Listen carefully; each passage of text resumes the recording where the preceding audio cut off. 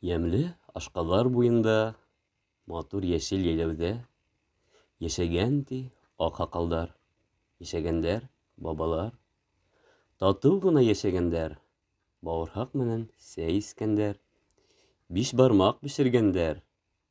Бүгенге әкиятем түгел улар турында. Ә бер егет һәм кызның олы мөхәббәте хакында. Ак толпарын ярләп, егет китте дөнья гизергә. Ямлы елга буенда табылды ул бер кызга. Гүзәл буйһынына гашыйк булды шул мәлдә. Эзләгәндәр табышкан, табышкандар кавышкан. Өзлеп һөйгән йөрәктәр пар аккоштай кавыша. Һөю емештәре булып, беренче булган улдары, һуңнан туган кызлары. Мин ғаиләнең башлығы. Илмир була исемем. Ҡурайсымын, йырсымын, йыр моңға ғашиҡмын. Илмирҙең тормош иптәше мин Регина буламын. Милли кейемдәр тегеп, ҡубыҙҙа ла уйнайым.